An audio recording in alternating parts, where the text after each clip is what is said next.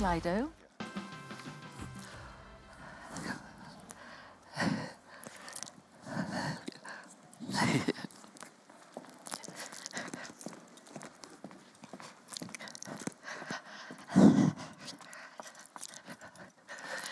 Well, hello, and welcome to this session.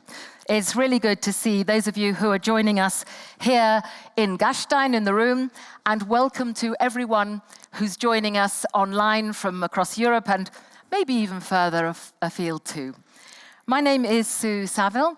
I'm an independent health journalist. I was a correspondent at the BBC and medical correspondent at Britain's ITV News, and I'm delighted to be guiding our discussions today on this very important topic, health systems in crisis, the case of European periphery countries, how to secure an equitable future for all. If you heard Stella Kyriakides on Wednesday, she said that it is very important that the EU should have a sustainable and affordable and accessible healthcare system. And she said, to create a strong European health union needs no changes to treaties. It can be done. So, why then are there such disparities across the Union, particularly looking at the more peripheral, geographically peripheral countries of the Union, where those in perhaps the east or maybe the south of the area experience lower health outcomes? They have lower health investment. They have higher socio-economic problems and higher out-of-pocket expenses to pay for their medicines and their healthcare. There are still continuing discrepancies with fewer life years in these countries and fewer healthy years. And this surely is unacceptable across the European Union. And these inequalities have actually deepened, despite some of these countries showing strong economic development over recent years. So, in this session, to untangle all of this, we have some excellent speakers, and we're going to point towards some of the solutions. Now, we want your input into this in the room and online, please. We want you to join us by putting your questions and your responses. If you're online, go to your conference platform and find the Slido on the live stream. If you're in the room, find your slido.com. You can look at the keyword globe or use the QR code. You all know QR stands for quick response, don't you? Use that to get onto Slido, and that's how we'll monitor what's going on. And I am so lucky to have a technical assistant here to monitor Slido. Indra, thank you very much. Indra is a young Forum Gasteiner, and she's also the Europe Policy Director for the AIDS Healthcare Foundation in Europe, and I'm most grateful for your help with this. So, to get going, to get everyone engaged, let's launch that first Slido. So we're going to ask you, please respond. What do you believe is the primary cause of health inequalities across Europe? You have some options here, and I'd like you to select which do you think is the key one. Is it disparities in health, life expectancy and quality of life? Variations in the percentage of GDP, gross domestic product, allocated to health services? Or perhaps it's the high cost of the out-of-pocket expenses, causing citizens and patients to sacrifice their basic needs. Is it working? And please submit your responses. Well, do keep them coming. I'd like to see what you think about that, have a little think. And while you're putting those in, those are what we're seeing so far. That's interesting. Well, let's keep those coming. I'm going to keep the Slido open for a little while and get any more responses. But meanwhile, I would like to invite to the stage our most distinguished guest speaker, whose study of data going back to 1960, before any of us were born, looked at the impact of underinvestment in medicines and health services. Please join me now in welcoming to the stage Professor John Yfantopoulos.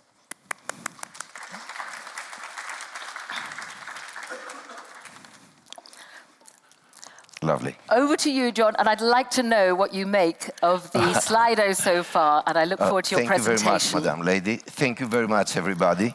Well, what I will try to do over the next few minutes is to try and present to you the results of a study that we have conducted at the University of Athens and the Hippokia Research Institute. And what I will try to do is I will forget about the methodologies and all these things, and I will concentrate on factual analysis. For those who are eager to find out what is all about this study, well, I invite you to visit this summary, and then 3 national studies, one for Poland, one for Romania, and another one for Greece. And then starting, what is all about this study and what are the objectives that we have to do? The objectives are hidden behind there, but everybody would understand. So what is the prime objective? We always talk in the European Commission about health expenditures, and the minister says that we have to increase the health expenditures, but what they don't really analyze is what is the impact of these expenditures. So we should not concentrate only on the expenditure side, on the cost side, but we should emphasize what is the impact, how we can do with this money, and what is the value for this money. So what we really try to do in this study is to combine underinvestment on health resources, and then what is the impact of this underinvestment on health outcomes. And then emphasis is given in Greece, Poland, and Romania. And for our analysis, what we really do, we use 2 types of great big data sets. One is macro analysis, covering, as the chairwoman said, from 1960 up to the year 2022. We'll present it today. So for 60 years, what has happened in Europe? How the different governments respond to all these challenges? And then we further concentrate for all these maniacs, academicians and data maniacs. We have used 350,000 households, 350,000 households using the shared data set across Europe to investigate what is the impact, not on the national level, but at the individual level, to see to what extent the European average household feels, responds, and what is their reaction. So the main outcome is, okay, there is underinvestment in the European countries, and this calls for health policy intervention. I can say, thank you very much, dear ladies and gentlemen, the presentation is over, but I have to carry on.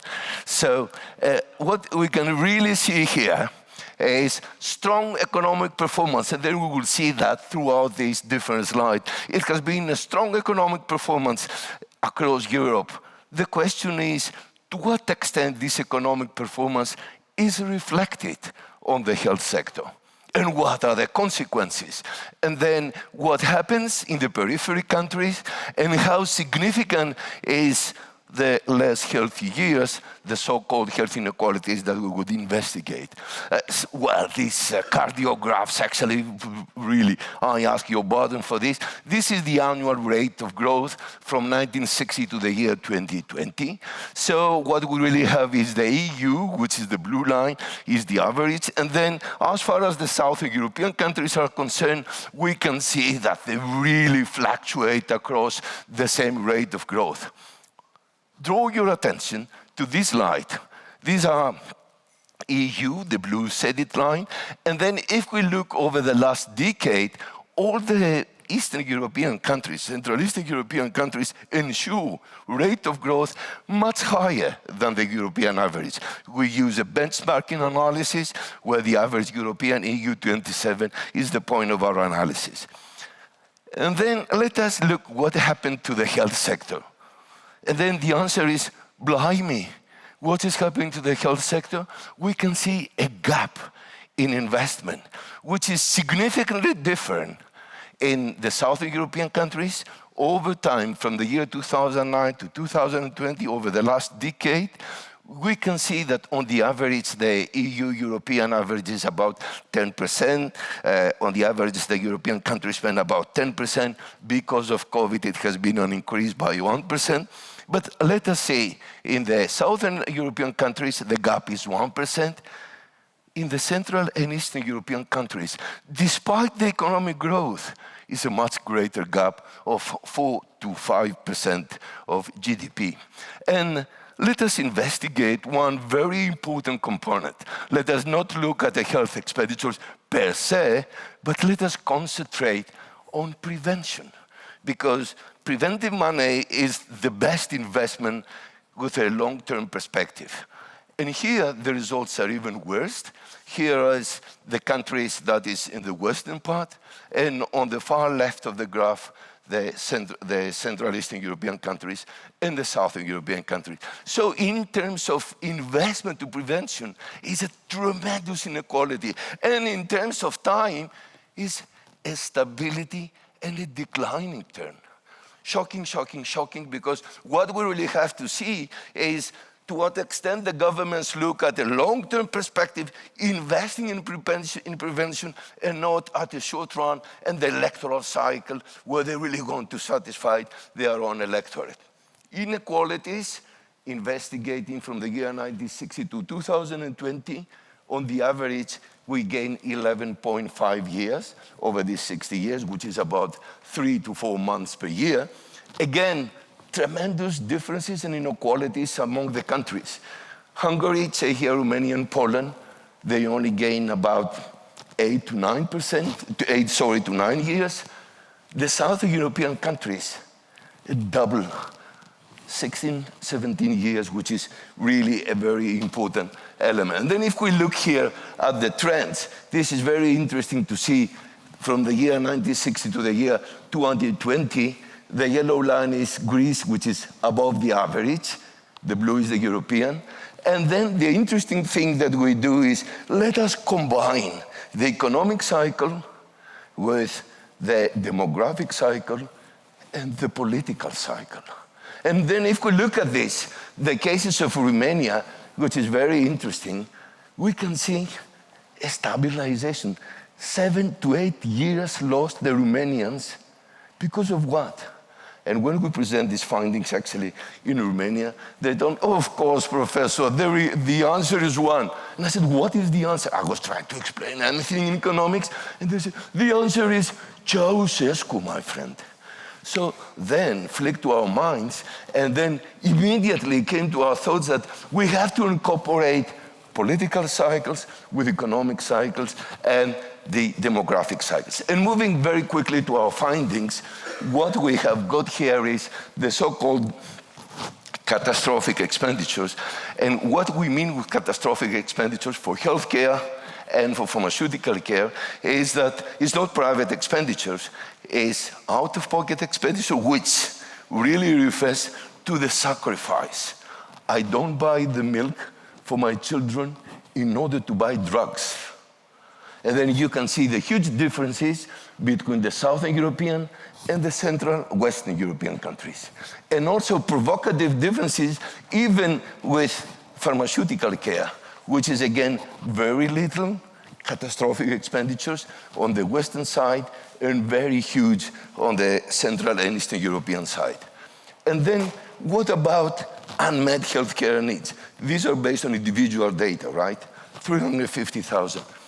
Here we can see again tremendous differences between Greece is the only country that it has got a double or a triple unmet needs. We had elections and they told me, don't you ever dare to present this to the public because we're going to lose the election. Be aware of this. So I really have to highlight and rush, my dear lady, and inequalities based on the findings again. Tremendous inequalities among the poor and the rich. The system is regressive in order to be progressive. The poor pay per capita more of what they spend the richer. And in terms of age is the beauty of the old people, but they have to pay for their own health care out-of-pocket money. And then what about satisfaction? Rolling Stones used to say, give me more satisfaction. What is happening about the European countries? The Southern and Eastern European countries and Greece with the least satisfaction.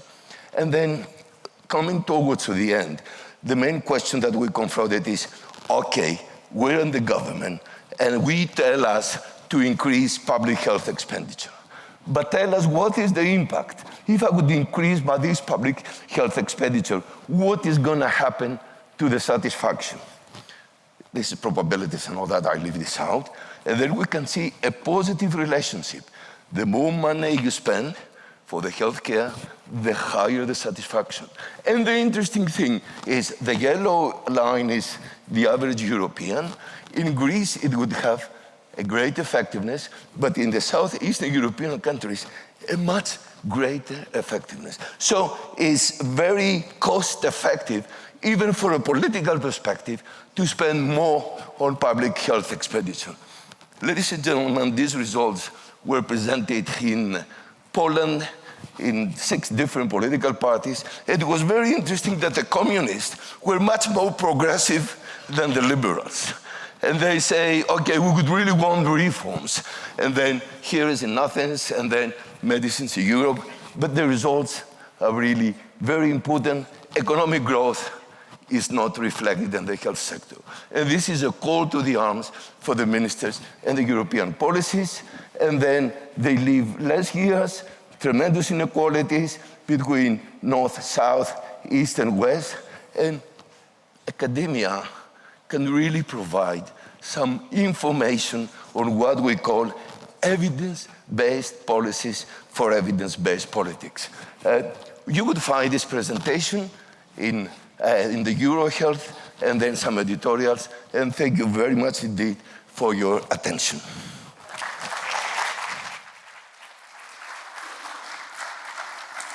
Professor, thank you very much indeed. If you'd like to come and join us on the panel, perhaps you'd take a seat at the end there. And are we able to look back at that Slido? Indra, are we able to draw up, see if that has shifted at all? Because I'd be interested in the professor's thoughts on what people answered in that first Slido as to what they think are the key issues.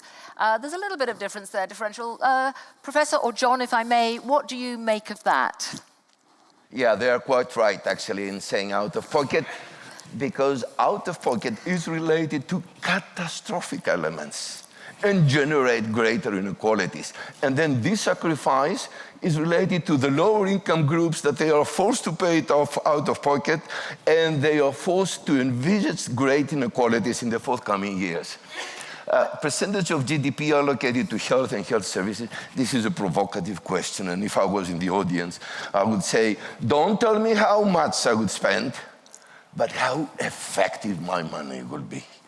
And that is the real question. And then a healthy life and quality of life. By the way, we are investigating quality of life using Eurocall across Europe, and I'm a member of the core committee. We have investigated health inequalities based on quality of life. And the greatest parameter throughout the crisis is anxiety, depression. This is the hidden part of the iceberg that is not really presented in the statistics. So academia, again, really can present very important issues. Thank you. We're going to take this further. I want to hear what our expert panel have to say, and we're going to come up with some solutions. For Slido and online, keep your questions and submissions coming. We'll come back to those anon, but join me now in welcoming to the stage, please, our expert panel. Natasha Azzopardi-Muscat, who is the Director of the Division of Country Health and Policies and Systems at the WHO Regional Office. If you would like to sit here, Natasha. Also, we have Radu Gănescu, who is the president of the National Coalition of Organizations for Patients with Chronic Conditions of Romania, known as COPAC. Perhaps you'd like to sit at the end there. Thank you.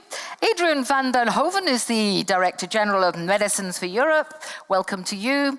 And we also have Marcin Czech, who is the head of the Department of Pharmacoeconomics at the Institute of Mother and Child in Warsaw, and also a former health minister. Welcome to you all. Please join me in welcoming our panel.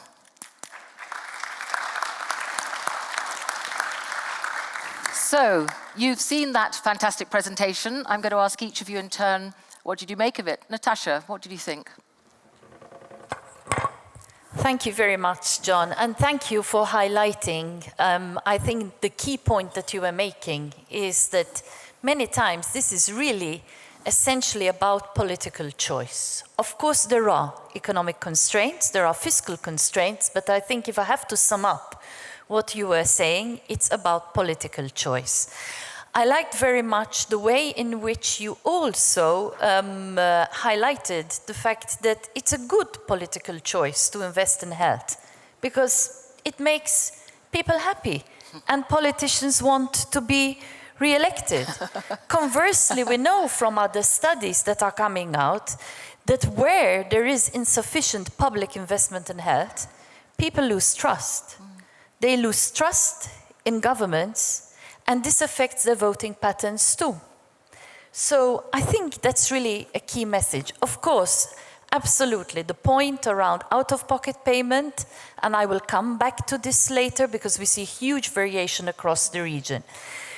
The question perhaps that I have is, and I'd like to come back to this later, is there some kind of geographic, economic disadvantage with periphery countries? So when you talk about periphery countries, I was actually thinking more of the islands, for example, in Greece, or really Madeira of Portugal, or the small island states of Malta and Cyprus, and the ancillary and additional costs, particularly that we have seen in the past 2 years, and I'm sure that Adrian can talk more about this also, associated, for example, with transport and logistics. And is this having an impact? Or, for example, in large territories, such as Poland and Romania, is there an additional and an ancillary cost in actually really getting medicines and products and healthcare to people living in rural areas?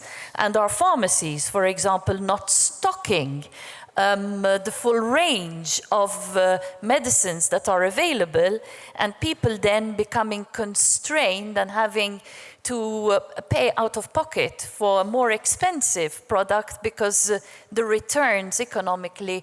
So I wonder, I mean, of course you only had 7 minutes and you provided us with this broad picture, but I think that the broad picture is about political choice, and that's a very well-made point. But I think beneath that there is more to unpack, and I'll stop here. Thank you for those observations. Let's turn then to Adrian as Director General of Medicines for Europe. What did you make of the Professor's presentation? Well, thanks a lot for inviting me. It's great to be able to give a perspective at Gastein. Yeah, I think what's maybe the most surprising in the data is the inequality gap, which is much higher in the CE countries than in the Southern European countries, which obviously have been members of the European Union for a longer time. Maybe that's the variable that explains that, but that's a significant gap. I wasn't totally surprised because when I go to these countries, we have manufacturing almost everywhere. Then you do see a lot of inefficiencies in the functioning of the medicines policy, I would say. So I think here, you know, we're talking a lot about today's reform of the pharmaceutical legislation. If you think 20 years ago, there were major changes to stimulate the use of generic and biosimilar medicines. So since then, generic medicines have doubled. So 100% increase access to medicines in Europe. And for certain therapy areas like cardiology and things like this in Central and Eastern Europe, we're talking about 400% increase in access. Biosimilar medicines in 2004, we were told this was scientifically impossible to do. Biosimilar medicines have increased access to medicines by 50% across Europe. And so these are, you know, really changes, big changes. So I think if we look at these things, we need to look long term. I think what's a little bit missing here is this is a bit negative. I think there have been positive changes as well. There have been positive experiences. We've seen governments focus a bit more on access to the essential list of medicines, what I would consider like the first line of treatment, to say, okay, how do we get the first line of treatment into the patients? About 70% of these are generic medicines, so they're not that expensive actually, so we should be able to provide access to them. So I think there have been efforts here. Hopefully there will be more. And hopefully we can see these disparities between different European countries reduced in the future. Thank you. I'm turning to Martin, several hats as a professor yourself, an academic, also former health minister. What did you make of the evidence that the Professor John presented there? Really very interesting approach, long-term, evidence-based, based on data, which is not always the case, especially if it is discussed by politicians. Sometimes their decisions and their communication is based on different aspects, as you know. We, of course, were aware that we are falling behind Europe in my country in terms of GDP allocated to healthcare. To shed a little bit of positive light on the situation, I think that the transfer from healthcare perceived as a cost for the Ministry of Finance to the situation in which it is perceived as an investment is a very difficult task and long way that took us, health economists and people active in the system, in organization of the system. It took a lot of time to convince them. And I remember our famous Minister of Finance saying, whatever you take as a money and you throw into the healthcare system, it will be sunk forever. And that was the perception of healthcare. Not needed. I mean, needed because people are dying. You should save lives. But this is I think this is the root, the reason of one of them of underinvestment in healthcare.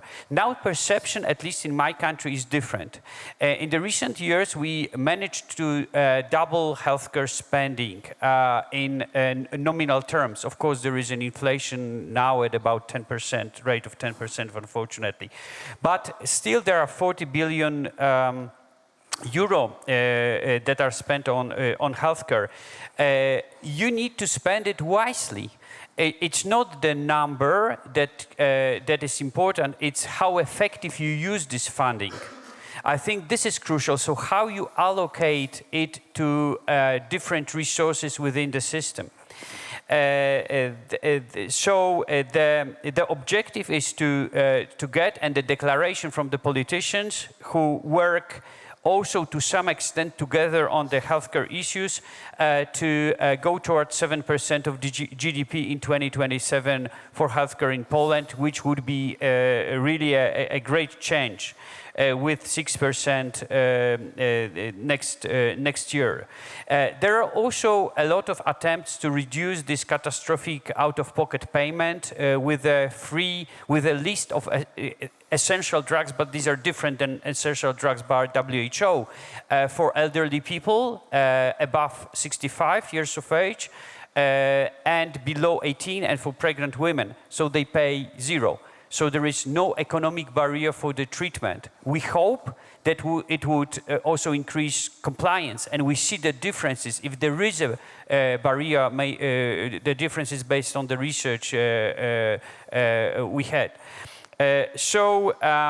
But this is about policy. But what about politics? We have elections in 2 weeks' time, and of course, healthcare is on the agenda. But the politicians, they try to remain on the surface. They are very superficial in their declaration. They know that they can only lose doing something in healthcare in the area in which the Polish population is so dissatisfied with the healthcare. So I think the key issue, and I'm finishing, last remark, I think that the key issue here is to provide the evidence and have the decision-making processes based on evidence. And this is the role of academics. And the role of politicians is to listen and to propose something in their policy via politics to choose smarter and to use the resources in a more effective way, because it's not only the money that you allocate, it is also how intelligently you use these resources and how you move them. And of course, I'm ready to jump into the details, but I wanted to keep it general. Thank you very much. Thank you. There's a lot of points in there. But in the end, everything everyone said, it's about the patient. And Radu, you represent patients, particularly those with chronic conditions who are going to need a lot of care. What did you make of the evidence that's there? And what do you think are the outcomes from that? First of all, let's say that I'm not so surprised about the data. I was knowing that when I come here, I represent a Romanian organization of patients, not the UK or France, so I know from where I come from. What was surprising for me is we know that we have low GDP, we know that we have out-of-pocket expenditure, but we don't have really data than we have it here. So it's a different discussion when I go to the health authorities and say, you know, some patients pay from their own pocket, or you know, the health system needs to have increasing finance.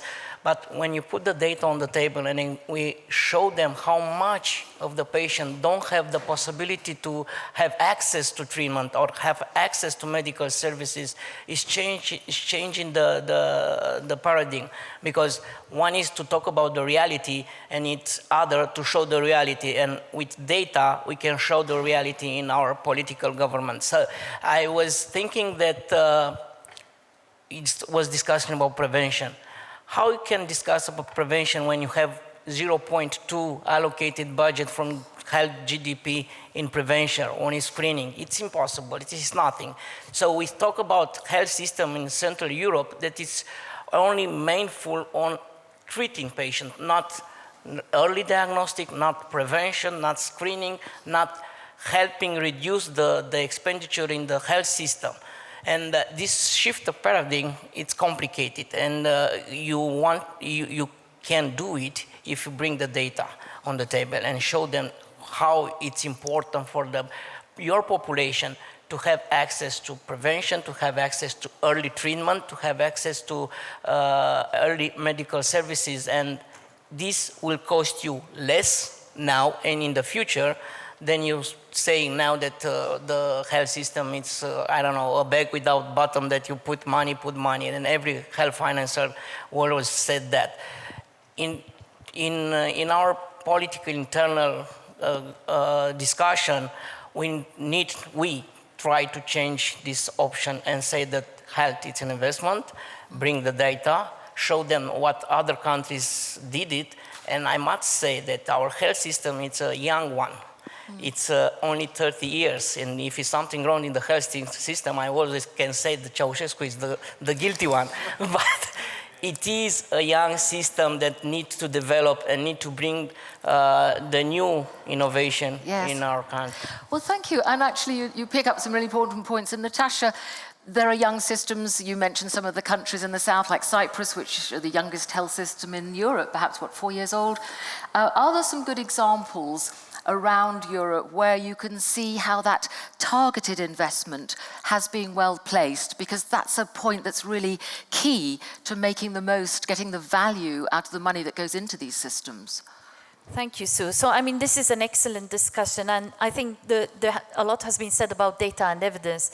And I would like to also make a plug for a session being organized by our Barcelona Health Systems Financing Office at 6 o'clock this evening, where we are actually going to be presenting the reports and the findings. We have the data on out-of-pocket expenditure across the region. And perhaps if I can ask the newsroom actually to put up a slide just to give you an appetizer of what this looks like. Basically, across the region, you can see that there are very large differences in terms of out-of-pocket expenditure. And where does this happen? Adrian, you may be surprised. We were somewhat surprised too, to see that basically one of the real black spots when it comes to out-of-pocket expenditure in the European region, it's on medicines for primary healthcare. So clearly our message is not getting through sufficiently that you can have huge health gains if you can really provide access to affordable medicines which can be paid for through public systems for the the bulk of non-communicable diseases. But basically what you can see is towards the left, those are the countries with lower financial hardship. And there are multiple protection mechanisms. They exempt from co-payments, or they have low fixed co-payments, or they have annual caps on co-payments.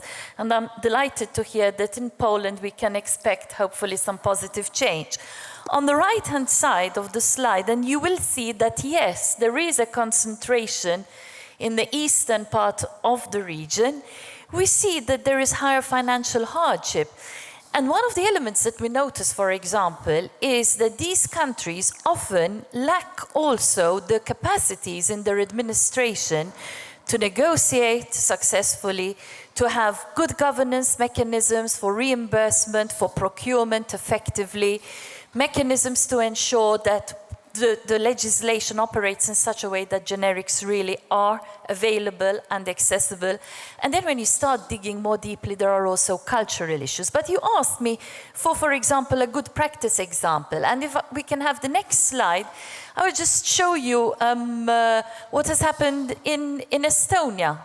They introduced a policy change, which basically, there is an annual cap on co-payments, but they introduced a system such that this annual cap would kick in automatically using IT systems. So you didn't have to wait any longer for people to actually have that out-of-pocket payment and then have to claim it back, or maybe not even realize that they had exceeded the threshold. So my first message was political choice. My second message is the levers and mechanisms in the system, transparency and information systems. I think we can make this happen, we can turn it around, and this is what we are trying to do, both in terms of providing the evidence, yes, but then we also need to engage with countries, with politicians, and show them that it's not too difficult, actually, to make small changes that can have large impacts. Thank you. And Radu touched on about whether we should invest in prevention in healthcare and health education. Professor John Yfantopoulos, what do you make of that? Is that an important investment? Right. Thank you. Well, let us analyze what prevention actually is all about, and then we'll draw some conclusion on this. Every €1 that is spent on prevention provides benefits to society of 5 to 7 euros. Wow. So that is a tremendous, the variation depends on the sector and all that. So it's really a good value for money to spend on prevention. And what is happening in Europe is declining. And then the less European countries, they spend less on prevention. I think later on, when we wrap up and just consider messages, prevention is definitely one of the key messages that is good investment and a good value for money, because you put €1 there and then you have 5 or 7 euros benefit. That's so fantastic. That's a real message. Thank you, and I'd love to know what the audience are thinking. Indra, have we got any responses? Have we got any nice questions coming in from our audience here on site and indeed online? What are the sort of top themes coming through? Yes, so for a moment we received 2 very concrete questions. One regarding cancer and council recommendations on cancer screening. How it will be implemented in CE countries, and will that contribute on early detection and diagnosis? And another very much of the actuality of today is how the influx of refugees impacted the healthcare systems in Romania and Poland. Was there a big impact? Can you share any good practice? Thank you very much. I think we'll try and keep these really brief answers because it's lovely to take. Professor Radu, would you pick up that last point then about healthcare systems? Even the first point, if it's possible, I would try to be very short. The last point, yes, indeed, it was an impact about refugees from Ukraine, because Romania, like other countries, offer health insurance for everyone, from child or chronic patients, and there was a financial impact in our health system. And I think what is important to tell here, it's important that when this impact in the health system was affecting Romania and Poland as a possibility to deliver services for those population. We need to have unity in the member states of Europe to deliver this kind of services, because only Romania and Poland, they cannot only as the member states to be part of this. I think all of us, all of the Europe Union, we need to involve and to deliver to the refugees possibility to have access to the health system. This is one. The second about the oncology.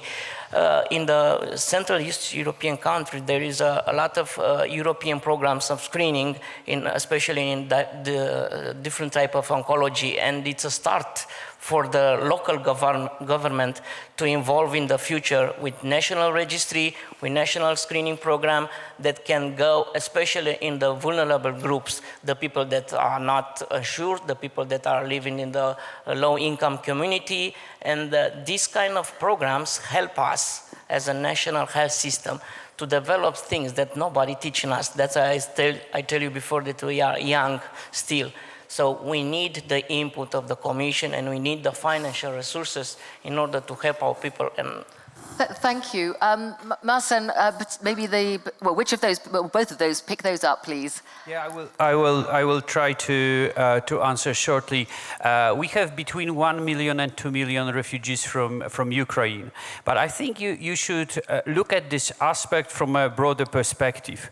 On the one hand, yes, it is a burden for our healthcare service because we have provided them the equal healthcare access and we cover all the costs as they were Poles.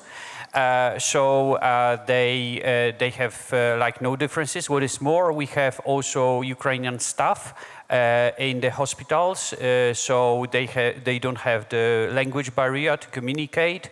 And in my institution, there are a lot of deliveries, so children are born and they are serviced by Ukrainian or Russian-speaking staff personnel.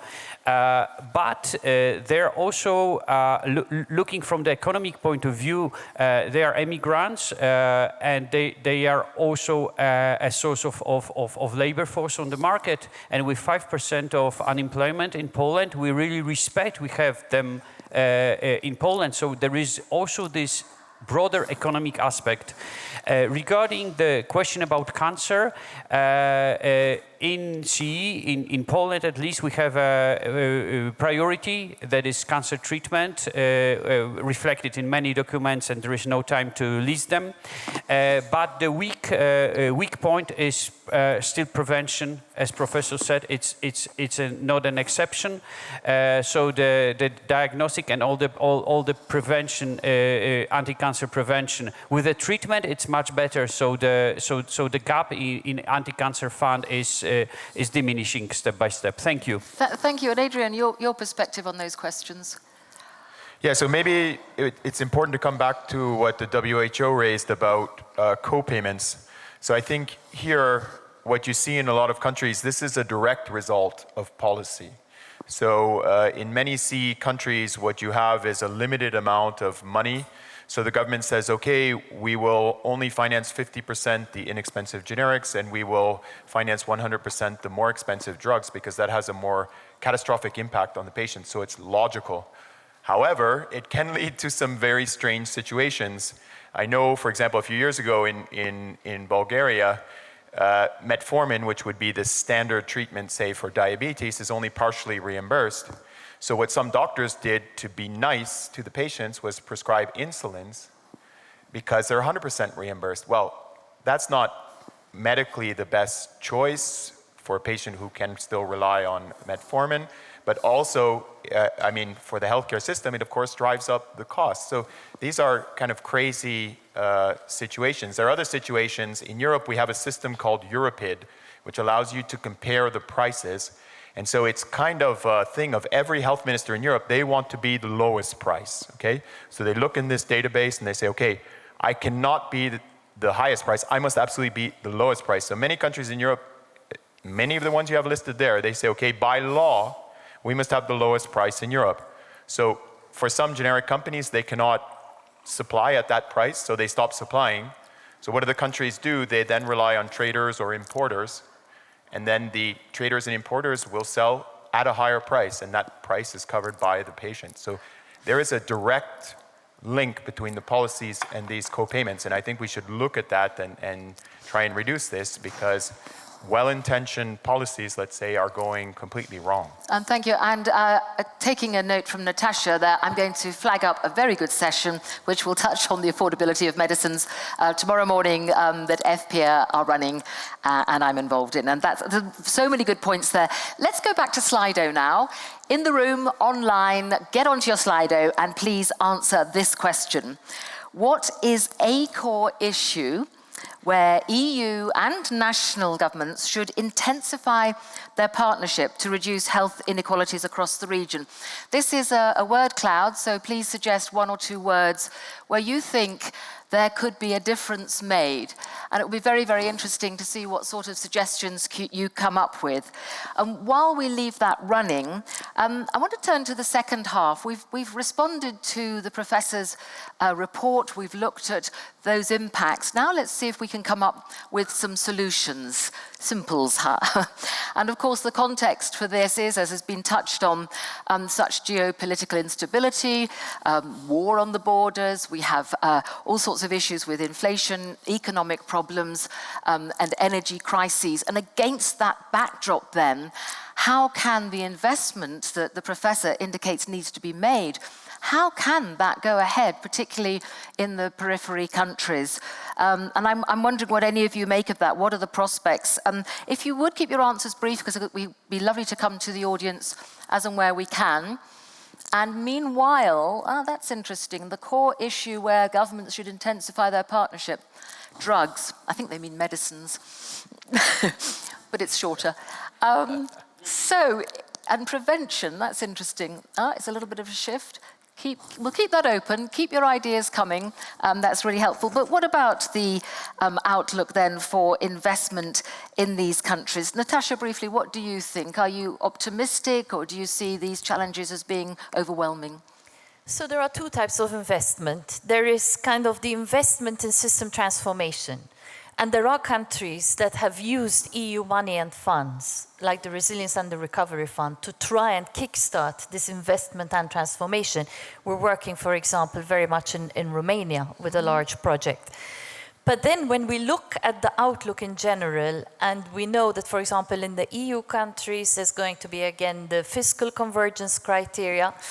Already my fear is that this starts to hit innovation, it hits health, and it hits those who are most vulnerable at the end of the day. We try, because we learned lessons from the financial crisis of 2008, 2009, to bring those lessons forward again and say, there are choices that can be made.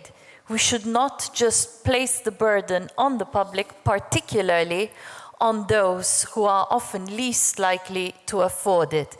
But I think this requires a collective voice and advocacy to ensure that as these measures are being taken right now, whilst we are sitting here, people are sitting in their capitals having very difficult battles between health, social policy, finance, education.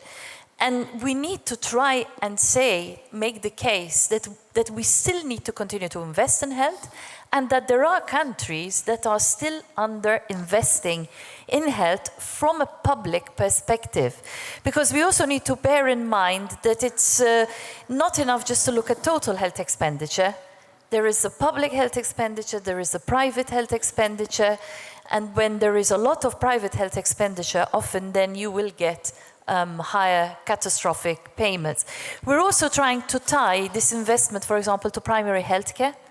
And we're trying to say also that when we talk about strengthening primary healthcare, access to essential medicines in primary healthcare is part and parcel of primary healthcare. We can't talk about strengthening primary healthcare and then leaving medicines out. So, I mean, at EU level, of course, there are even bolder decisions that can be made. Countries can decide, for example, to procure together, as they did in the pandemic. But of course it's complicated. It's not simple, but I do think that that the EU can support national governments. Of course, as WHO regional office, we look beyond the EU, and we do make a plea to also think of the impacts on the countries outside the EU when certain mechanisms are also developed within the EU, because often what happens is that those countries outside the EU are even more left behind and even more left outside. Thank you. And perhaps, John, if I may just briefly come to you, because about this point about being left outside, is there an issue here of ethics, of unfairness, of values, societal values across the Union that should be brought into consideration? Yes, indeed. From our presentation here, we can see that economic inequality becomes a core issue. And I like actually the sort of democratic vote using the sort of traditional thinking of Plato, where the democracy voted of the room, voted for economic inequality. Yes, but economic inequalities, if are compared with health inequalities are much, much bigger in relation to economic inequalities. So confronting the problem of economy is not the only solution. We have to look at the society. And then when we look at the society, the right question is not the economy, how much money you can make, but how happy you are and how deprived you are. So health inequalities is really unethical, and I would really like to use here the expression of Sir Michael Marmont, who addressed all these issues with WHO and the rest of the organization, who right on the top of his voice, he said that inequalities and health inequalities is not an economic problem, is a social, but above all is an unethical problem. And I think this is what we have to respect. Ethics, and this is what the governments actually in the forthcoming years have to obey the rules of ethics. And then we may bring here Aristoteles in Ethics, Nicomachean, who said that the happiest society is the society which preserves ethics and not the economy per se. Right. And from a patient's point of view, Radu, if it's about ethics, if it's about fairness, if it's about converging so that everybody has equitable access, do you have any nice, pithy solutions that you would like to see achieved? You have the voice of various policymakers at national level and EU level through this, so any particular solutions that you would like to see in place? I think as a solution for the patient, it's affordability, decreasing the out-pocket payments, increasing the access, and make it available for any patient to have treatment and access to treatment in the time that he needs it, not later, not with gap between prescription, and not, let's say, with the possibility that we'll not find the drug in the pharmacy because, I don't know, there is some policy at the national level that make this instability. So I think for the patient it's important that the national authorities to invest in health and to see health as an investigation for the healthy population and to make affordable for anyone that it's needed to have access to medical services to get access without outpayment pockets. Thank you. Adrian, any top tips, solutions that you would like to recommend? Put on that political agenda that was mentioned earlier? Yeah, well, I think when it comes to healthcare spending, this is very much a domestic political debate, and it's challenging for me to say I'm going to have an influence on Romania or Poland or something like that, because these are really deep debates over where governments want to put the money in their systems. I hope in healthcare, because obviously it brings great results. What I think is important is that we also look at the EU and whether the EU is helping or harming these countries in the periphery, if you call it that. And I think we are starting to acknowledge that with this new pharma legislation, that the EU pharma system has actually not helped these countries. I'm not saying necessarily harmed, but has not helped. And so I think we need to start to be honest about some of these things. And I think the new pharma legislation, for example, with the conditional marketing all over Europe, et cetera, it's trying to restore a little bit of balance for the weaker countries in the negotiating, whether it's right, the best way, etc. But it's clear it's trying to help these countries. I think that's a good thing. But there are other things which clearly harm these countries, right? The parallel exports clearly harm these countries and help the richest countries in Europe. Okay, I'm not against parallel trading. It's a perfectly fine activity, et cetera, in normal times, but in shortages and other things like this, it's not right that it goes from Romania to Norway. And we close our eyes as if nothing is going on, and everybody knows this is going on. So I think we need to look, where does the EU help? Where does it hinder or harm? And there we need to say, okay, at least we're going to do no harm, and hopefully do a little bit of help. Well, Marcin, what would you say to that from the Polish perspective? Is the harm being done by the EU? And if so, what needs to be addressed?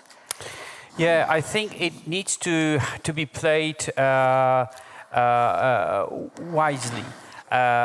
Because you've started, John, I think, you've started the session with no changes to treaties, it can be done. And health and healthcare and health of the citizens of member states is a politically very attractive issue to be addressed.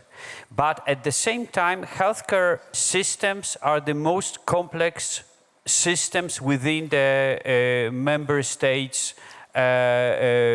economy and all what is taken care of.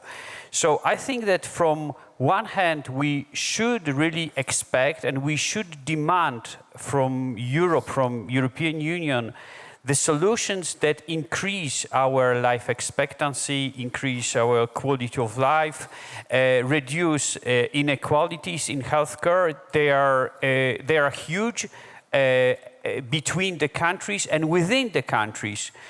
In Poland, if you are born in a big city, if you are rich, if you are well educated, you would live 10 years longer than if you are somewhere in a peripheries, unfortunately. And these differences should be reduced, and there is no discussion about that. It should be done, however, and planned in a way that all the citizens can benefit of it, and the pharmaceutical package is only a fraction of the system, and it's important part of the healthcare sector. And what I think now, because we are at the beginning of implementation of pharmaceutical package, I regard it as an idea now. What really needs to be done, we should sit down together, all the stakeholders, politicians, academics, industry, patients' organizations, doctors, and we should discuss what is meant by every term that is in the pharmaceutical package. If we do so, if it is successful, it will inevitably lead us to the discussions about what is fair, what is unfair, what is a fair and affordable pricing, for instance, what is ethical, what is unethical, and then we can move forward. Without starting hard work now, we will be late and we will find ourselves in a mess. And one last comment. If we were, of course, successful in many areas of cooperation, like agriculture, like environment, of course, not without challenges. But I'm sure that we can be also effective in healthcare, especially if no changes to treaties should be made, so it can be done. Thank you very much. Before I come to Natasha, who I think might have a nice little summary of some key things that could be done, maybe even with a slide.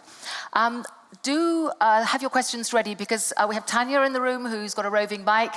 So I'm just going to ask Natasha to come up with some nice pithy action points, because you said there are things that could be done. And then Indra, we'll see if there's anything online, and with Tanya in the room with a microphone, see what your questions are. So any top tips, a nice little summary of key actions, Natasha? So I think basically what can be done if we really want to change this is we continue to benchmark countries. get the data into the public in a transparent way. Nobody wants to be the poorest performing. Nobody wants to have the highest out-of-pocket payment. It's not good. So I think this is the important. Let's not underestimate the importance of being able to access the data. So that's the first thing. The second thing is, let's look even at some small and quick wins. Even if you can give access to medicines for hypertension, diabetes, as Adrian said, and a simple statin, you can really push the needle when it comes to outcomes on cardiovascular disease. This is not rocket science. And then the third thing is that I think just countries need to really be able to work more together.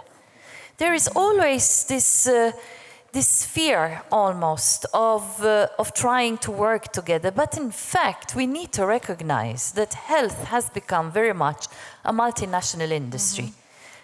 Whether you're looking at pharma, whether you're looking at medtech, whether you're looking at digital. And I think countries and country health systems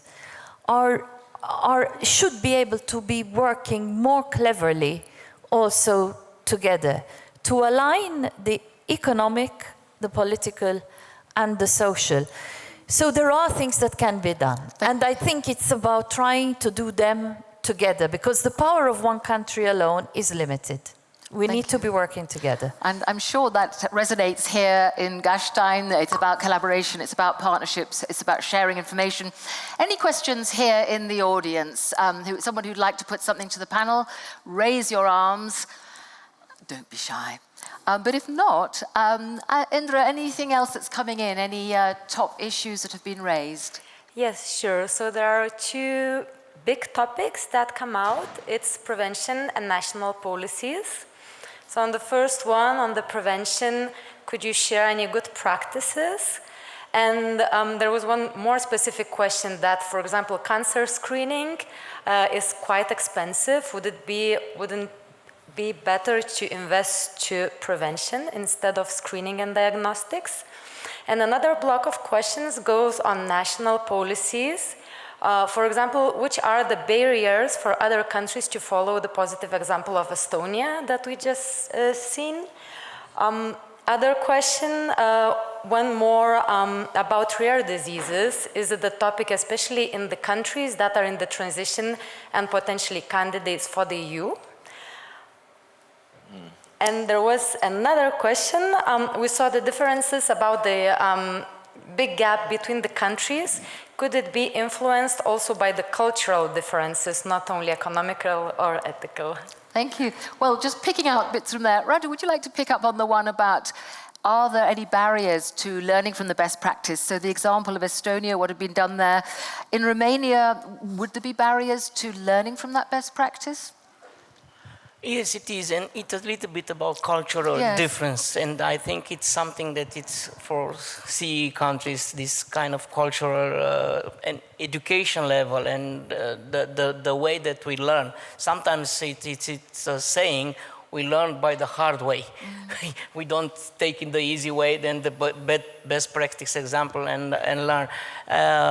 But I think this kind of example help the Romanian patient community, the Romanian government to see that it's possible to be efficient and to change your policy in a better driven way for the patient improvement quality of life. And you can deliver for the patient some new policy and new programs of prevention and things that can make you, like Professor said, spend very little and gain very high, not in numbers or in income, in quality of life. Because in the end of the day, what everyone wants to have better and quality of life. Thank you. Martin, you're not running away, are you? I'm taking lots of notes. I wanted to pass that, but again, briefly, because we are coming towards the end of the session, and I want to offer John the opportunity to give us some fantastic messages. But briefly, Adrian, on the point that Indra raised there about rare diseases, some of these countries may have very few cases. Was there something there that you feel needs to be on the agenda about access for coverage for rare diseases in some of these, what we've been calling peripheral countries? Well, certainly I think this issue should be looked at. I think the difficulty with rare diseases is where there is a treatment, it's a very, very high cost. And I question whether all the countries with a lower economic investment in health can afford that. Now, there have been initiatives by the EU to try and bring doctors together and groups together, and there are patient groups that help each other to try and get around this dilemma. But I think that's not straightforward for these countries to be able to afford this. There is something, though. We're actually working on a project with our value-added medicines group with some charities and patient groups to try and repurpose inexpensive medicines for some of these rare diseases where there's no innovative drug under development. And that could be an interesting solution. There's a problem with that, which is that there's no business model. So it's kind of charities and us being charitable. Unfortunately, that doesn't lead to a scale-up. What's positive is the Commission is looking now at what could be business models. There's this project, et cetera. So hopefully that could bring some affordable options as well, which certainly should be looked at. Thank you. And Marcin, just if you'd pick up briefly on the question that came through about culture. To what extent is culture driving this disparity in Europe? That's a question to me or to John? For you, Marcin, and then I'm going to ask John to summarize. I can address at the same time the question about Estonia. I think the reason they're so successful is that they're small and they're easier manageable. But there is another aspect, which is, I think, even more important, and it is an aspect of leadership. So who is really stubborn enough to drive the changes? If you look at Estonia, you showed us very nice solutions, that there is also a very good example of Estonians being a very advanced in IT solutions within the system. They just decided to do it, and they did it. We also had, for instance, stubborn people and very the leaders that are focused on success in terms of IT, but it was later. The medicines policy, the document that I had a chance to create, still shows the way, and it is followed by the vice minister who is now in charge for medicines policy and pharmacy. So I think there is an aspect of leadership. There is also an aspect of continuity despite political changes. So even if you have storms in politics and you have the campaigns and politicians saying this or that, the ship must move towards one direction, like towards primary care, for instance, which I strongly believe that the most benefits are there within the system. And of course, the doctors, they need to diagnose patients, the primary doctors, and to treat them with the majority of the drugs being available as essential drugs for them. In this respect, this essential drug list is similar here. Regarding one last comment, I know that it is not the question that you directed to me, but about rare diseases. I think this is a common ground for the European cooperation.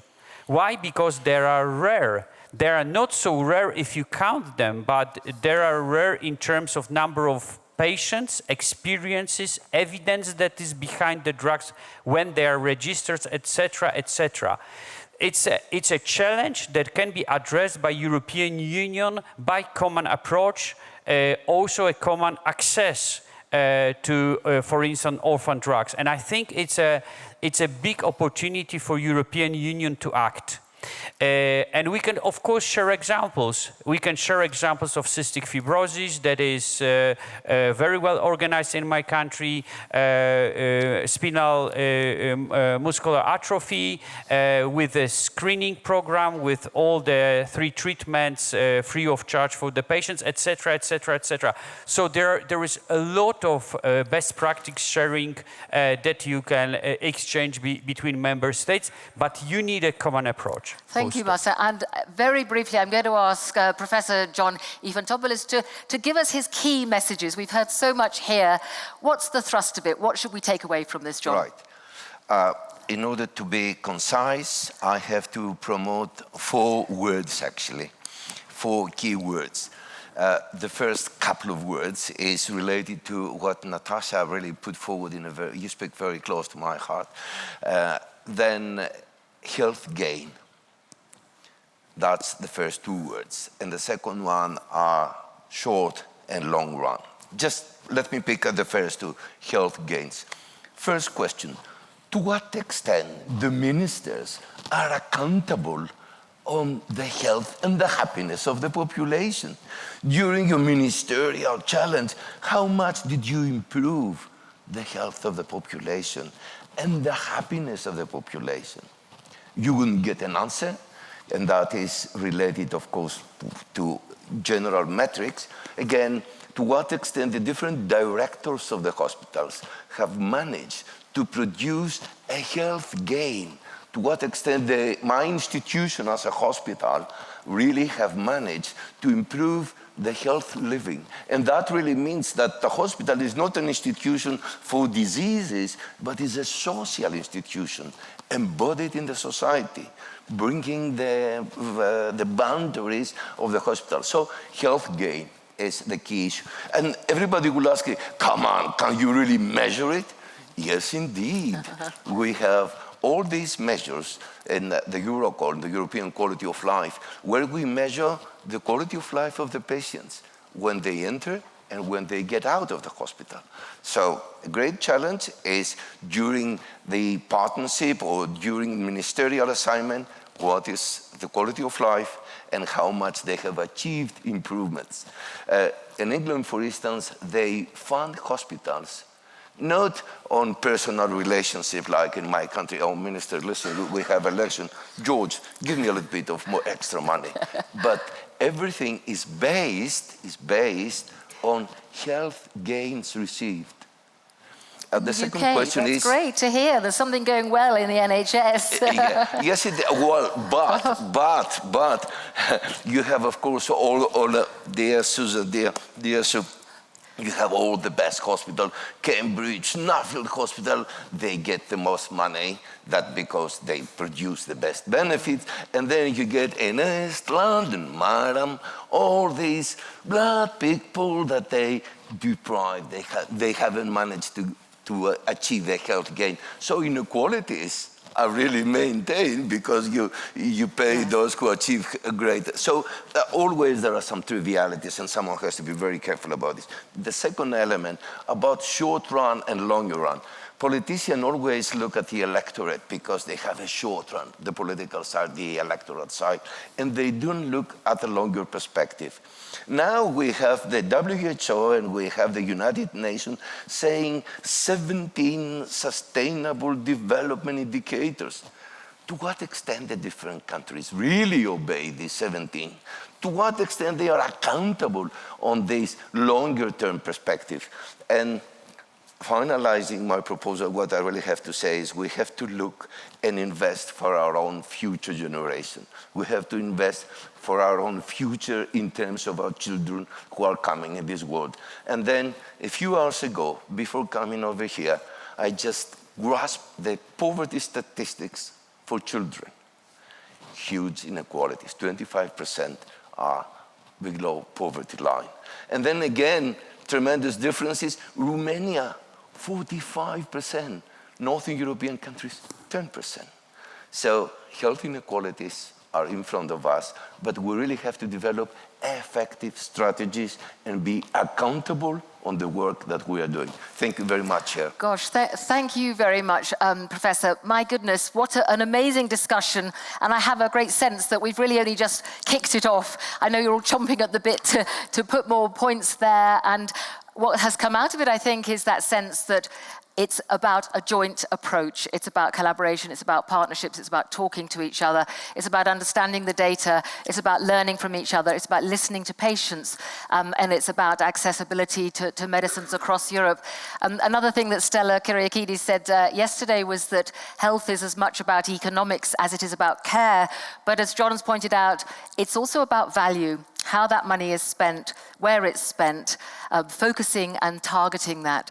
So thank you so much to the audience here, to all our audience online. Thank you to the questions that came in. Thank you to Indra for channeling those to us, for Tanya standing by with her microphone. But please join me now in thanking our excellent panel for this discussion. Thank you all so much. Thank you.